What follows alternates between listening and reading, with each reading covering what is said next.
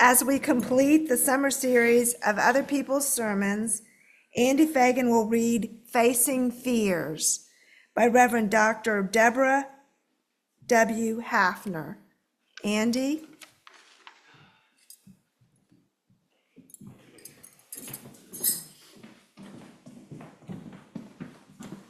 Thank you, Margot. Hi. Reverend Dr. Debra Haffner has been a UU minister for 21 years. She recently served as interim minister at the UU Fellowship of Huntington, where I had the pleasure of meeting her. This fall, she'll begin a new position as co-minister for the First Unitarian Universalist Society in Newton, Massachusetts. Previously, she served congregations in Santa Cruz, California, Reston, Virginia, Westport, Connecticut, and Hastings-on-Hudson in New York. She is the creator of the Sexually Safer Best Practices Initiative used by the Unitarian Universalist Association.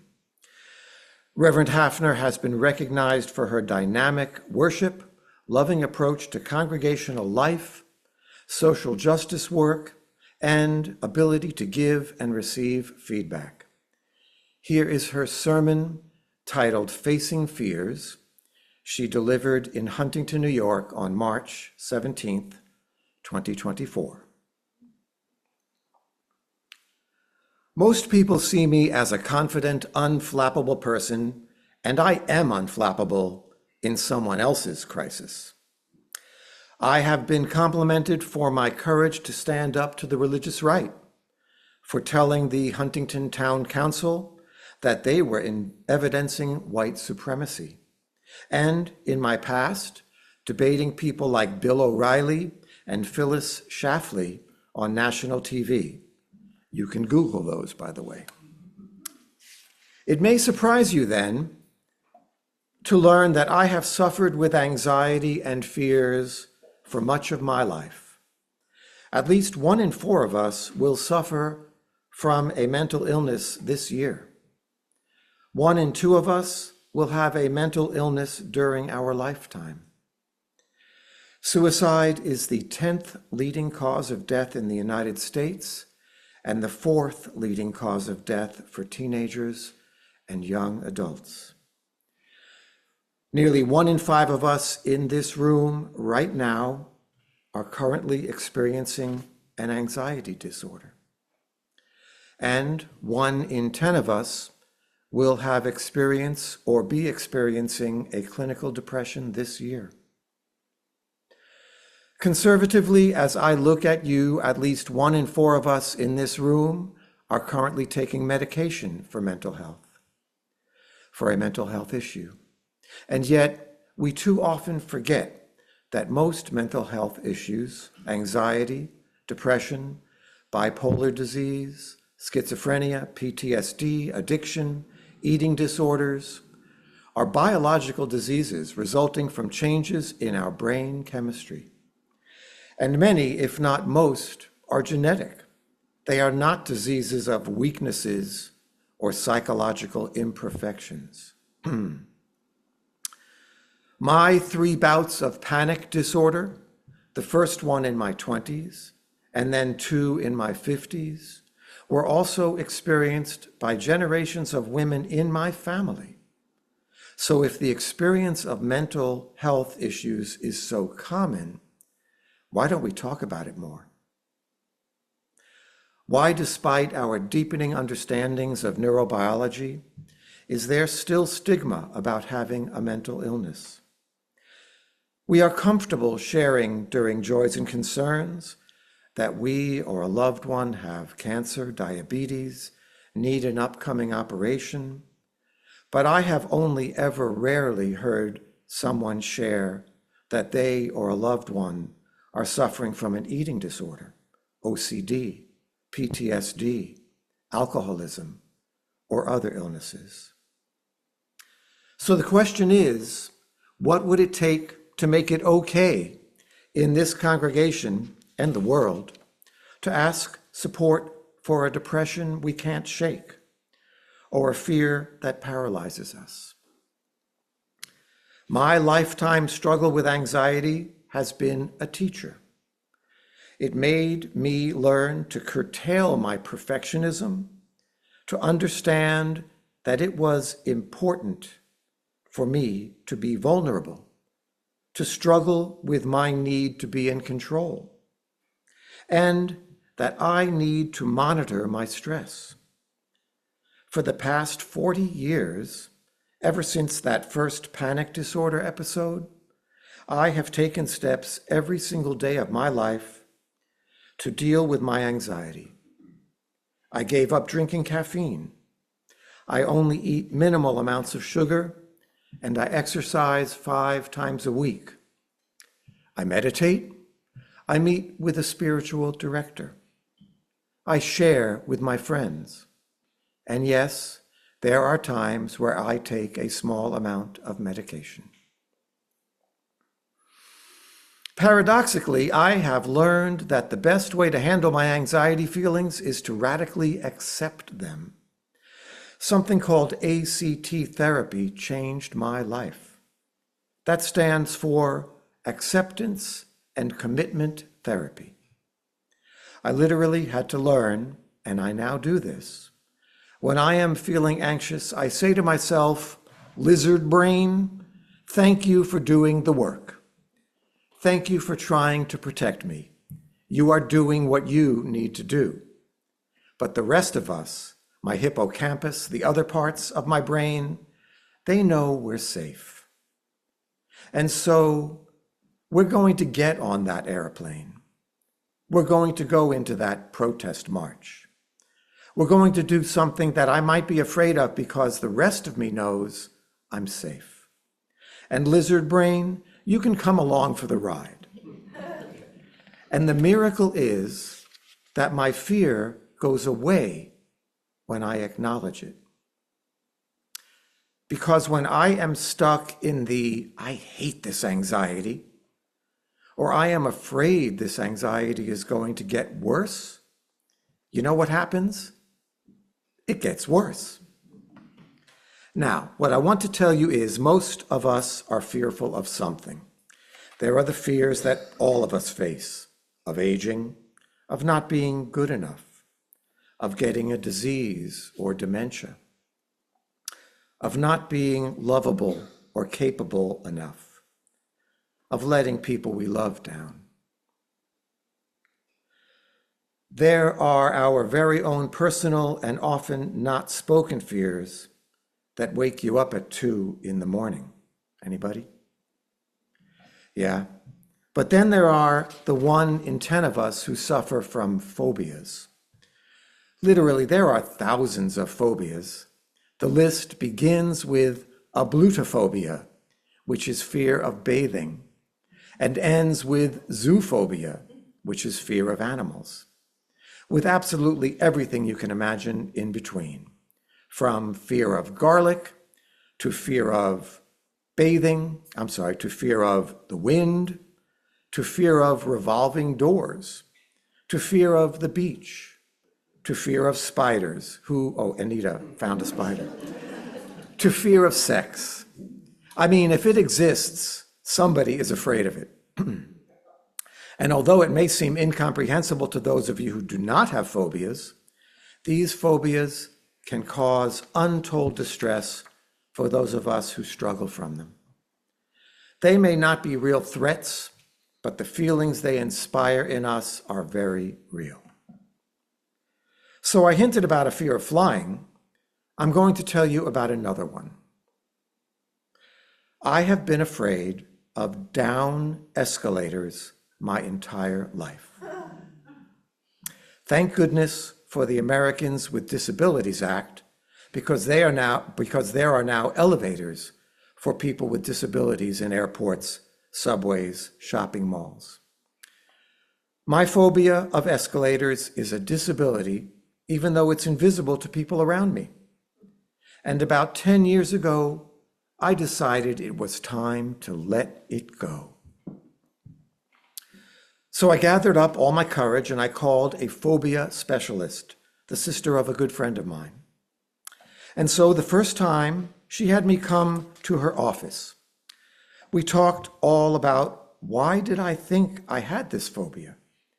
Where did it start? And then she told me she was going to meet me at the Lord and Taylor's department store in Stamford, Connecticut.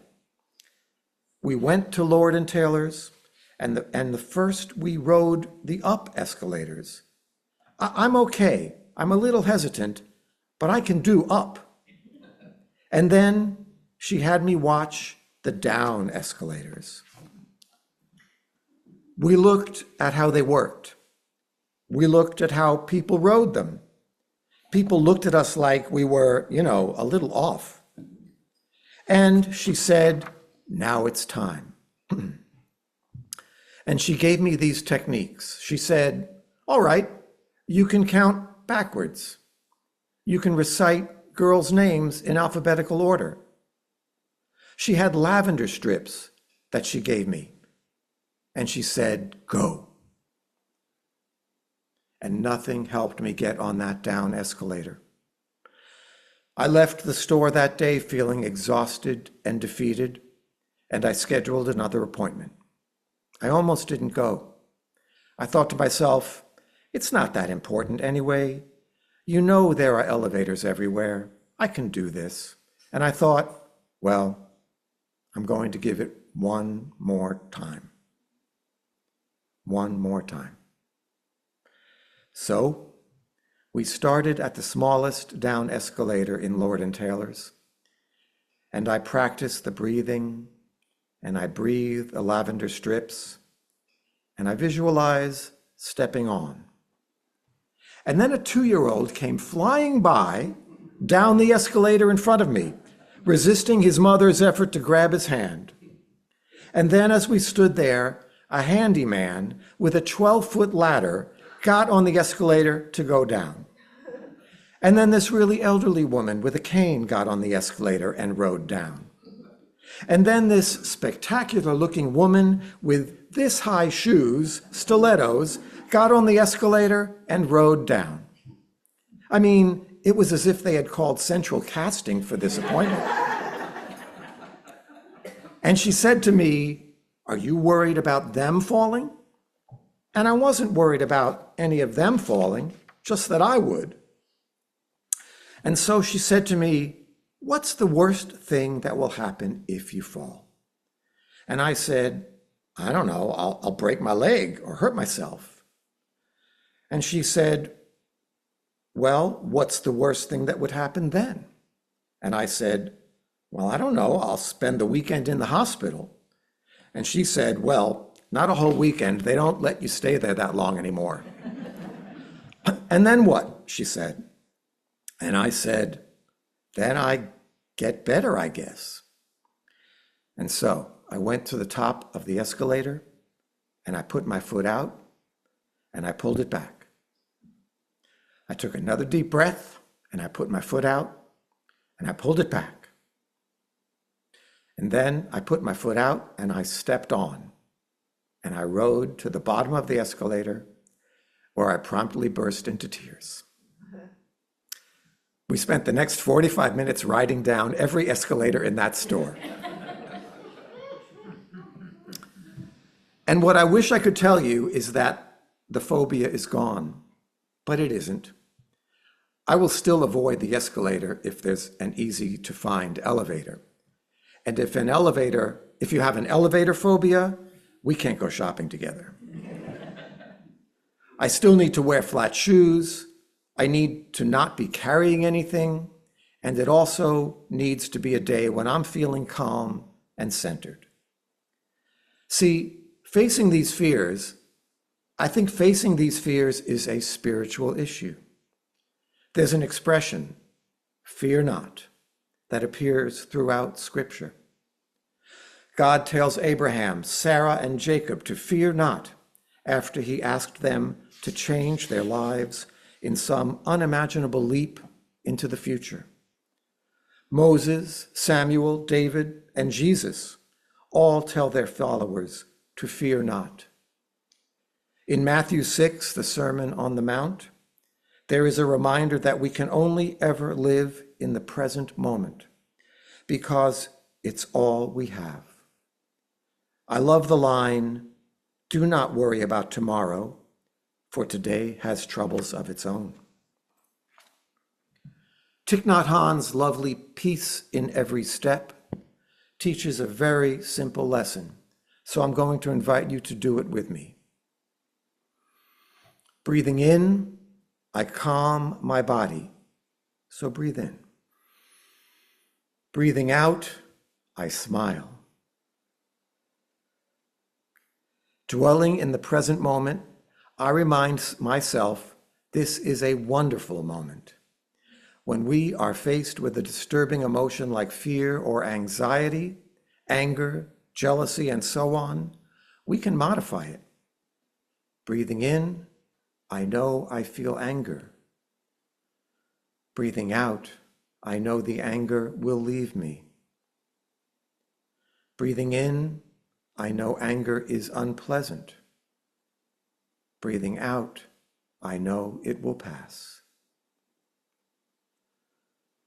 Focusing on the present moment helps.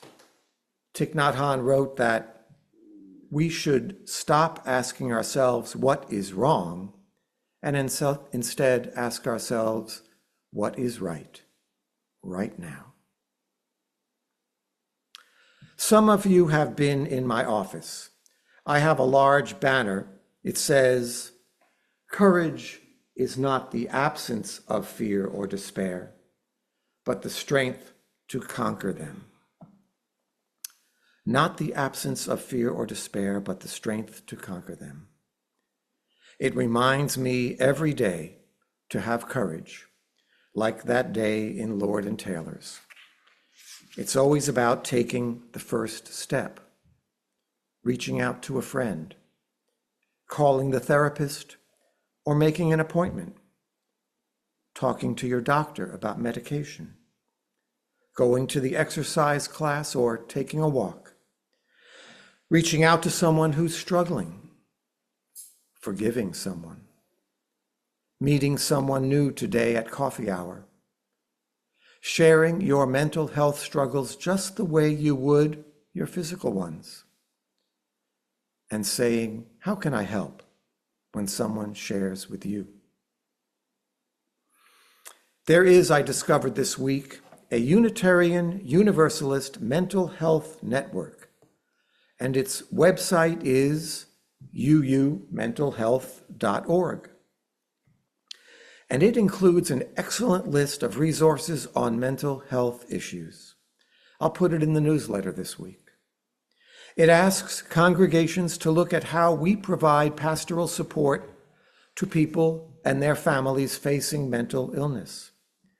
It asks us to advocate for good community services on mental health. It asks us to acknowledge that some adults may need to physically move or make noise during worship services, and to invite them to also use the family room. It asks us to publicize what I think is a new 988 number for 24/7 mental health, crisis in suicide prevention. Again, that number is 988, and it will connect you to a trained counselor near us in a crisis. Mental illnesses do not have to be a stigma. Sharing with others who care tells us we can be closer to fine. Breathing in, we calm our body. Breathing out, we smile. Dwelling in this present moment, we know that this can be a wonderful moment, and we are grateful that we can share it together.